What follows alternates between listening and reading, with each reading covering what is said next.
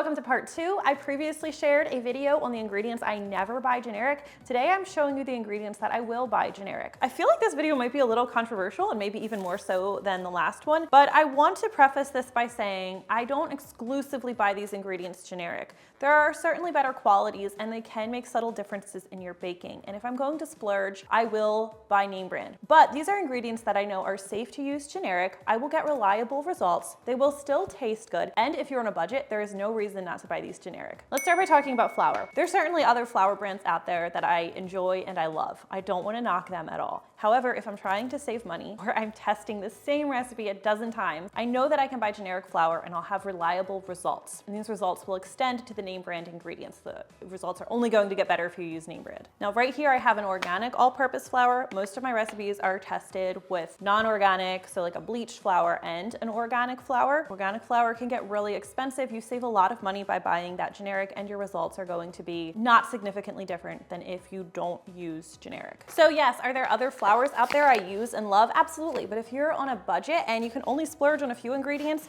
save your money, buy the generic flour. Next is the sugar. I will admit, I'm pretty partial to Domino sugar. I love Domino. I love the packaging. They're local to me. I really love using Domino sugar. However, when I'm baking, I know that my results will be fine if I'm using generic. I don't have to worry that the recipe is going to be compromised because I used a generic granulated sugar. The same generally applies to brown sugar, but I encourage you to just kind of look at the texture of the brown sugar. It shouldn't seem sandy. It should seem smooth and comparable in texture to the name brand. Sometimes they're super granular. That's when I won't buy generic of the brown sugar. So again, you're on a budget, splurge for the name brand baking powder, but you can save a couple pennies by getting the generic granulated sugar. Next, let's talk about butter. I think people are going to get fired up about this because there are definitely better butters out there. Kerrygold or European butter is just in a different class than classic American butter. However, when I'm baking, I'm not noticing a big difference, or I'm not noticing any difference, I'll just be honest, between using the generic butter and the name brand butter. Subtle differences, sure, but you're getting reliable results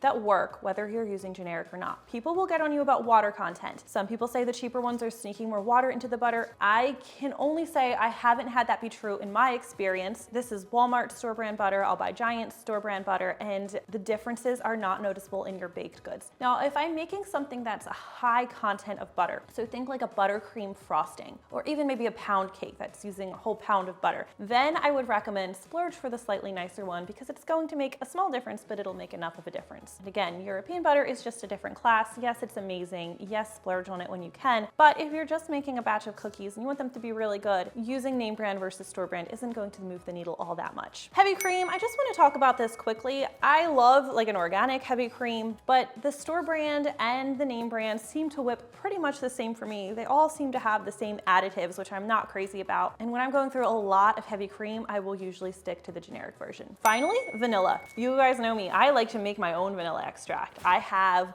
mason jars full of it sitting in my pantry, and yeah, it's amazing. Homemade vanilla is excellent, and the longer you let it sit, the better it is. It makes a difference in baking, sure. However, in your cookies, I have found through testing, you don't really notice a difference between the generic vanilla extract, not imitation vanilla, and name brand. Do I love McCormick, and are they also local to me? Yes, absolutely. But if I'm making a bunch of batches of cookies and I want them to taste really good, but I'm just not ready to splurge, store-bought vanilla extract, we can't tell the difference. Okay, so are there better options out there?